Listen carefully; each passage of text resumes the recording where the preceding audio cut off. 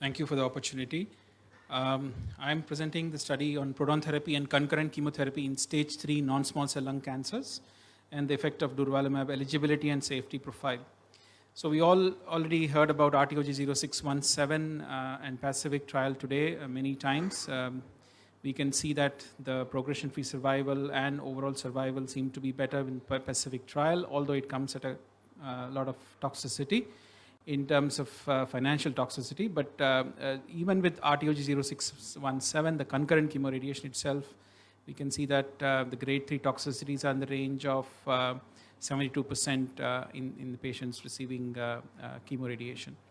So why proton therapy is being evaluated in lung cancer? Probably to reduce the toxicities. We know that there are considerable amount of toxicities associated with concurrent chemoradiation, and because of the physical advantages, one could reduce the exposure to the cardiovascular structures as well as pulmonary structures with proton beam therapy, and therefore reduce the toxicity. Also, there is a biological advantage because there is, along the Bragg peak, the radiobiological effectiveness varies, and one could see that RB could vary from 1.1 to 1.7. So potentially, we could benefit from a higher biologically effective particle beams. There is also another advantage, which also was spoken a little bit in the previous sessions. In the IMPT, we tend to expose radiation, less radiation to the entire cardiac blood pool, as well as the integral dose is significantly lesser in IMPT compared to volumetric modulated arc therapy or IMRT. And we know that NSCLC is an immune hot with increased spatial infiltration of T cells, and we all are aware that the lethal dose for lymphocytes is just 2 gray, and the DNA damage can start at even at 0.5 gray. So potentially low doses can matter in terms of irradiation to the cardiac blood pool and the circulating T lymphocytes.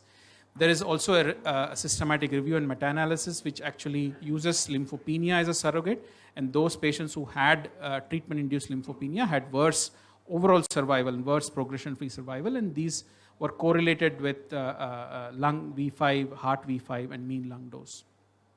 So the current study questions, can proton therapy in combination with concurrent chemotherapy improve the eligibility to receive maintenance immunotherapy? And can proton therapy be safely combined with maintenance immunotherapy? These were the 2 questions which were being answered through this study. And why is this relevant? Because more and more proton therapy patients are being treated, especially in the United States. 19%, for example, the University of Washington, among those patients whom they have treated with protons, about 20% of them were of thoracic cancers. So more and more patients are being treated of lung cancers with this kind of regimen.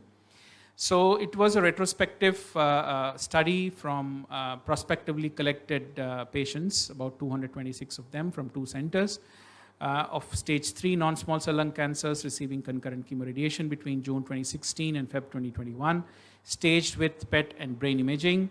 And we can see that more or less the stage 3 patients were equally balanced between patients who received IMPT and IMRT, including the PD-L1 status. However, we can see that the performance status after chemoradiation at day 21 was about 93% of them had PS01 in patients receiving IMPT compared to 72% in patients who received IMRT. Immune-related events were also quite similar, although photons had slightly higher immune-related events. Numerically, it was not statistically significant. Probably that can be explained by the longer median follow-up in patients who received IMRT, which is about 20 months compared to only 10 months in patients who received protons. The pneumonitis also in this study, as I mentioned, that it is already, it's not different between IMPT and IMRT. As far as the performance status is concerned, that I've already mentioned that there seems to be higher number of patients who have a better performance status at day 21 who could be eligible for durvalumab, which was the primary hypothesis of the study. And the reason which the authors gave was the dose to heart, the dose to lung, especially V5, and the V5 total bone marrow dose was significantly lower in patients receiving IMPT compared to IMRT. So the authors concluded the study by saying that the performance status at day 21 after chemoradiation was better in patients receiving IMPT, thus potentially increasing the eligibility for adjuvant durvalumab. The lower radiotherapy doses delivered to the normal structure, especially the heart and lungs, as well as the bone marrow, could explain their findings. IMPT appears to be safe as IMRT regarding immune-related adverse events. So the strength of the study is first time very few studies have reported this unique combination of protons and immunotherapy in the context of stage 3 lung cancers. There are several theoretical advantages which I mentioned, physical, biological and immunological advantages. And more importantly, unlike the old randomized trial of lung cancer which used the older proton therapy technique, this a small study used modern proton therapy, although these were two new centers, one in Italy and one in Mastro in Netherlands. The weakness being it is retrospective, extremely small study, you can't really take anything out of this. No dosimetry reported yet, neither are detailed acute and late toxicities, no outcomes reported also because the follow-up is shorter. There are many opportunities, potentially more patients could be eligible for immune radiation combination. There is a potential for reducing toxicities during even concurrent immunoradiation combination, reduce pneumonitis and cardiovascular risk potentially, and opportunity to improve outcomes, especially in challenging situations such as low primaries, N3 and multicentric disease and unhealthy lungs. Of course, there is a threat that we are combining two very expensive modalities, so there is a risk of financial toxicities. Thank you.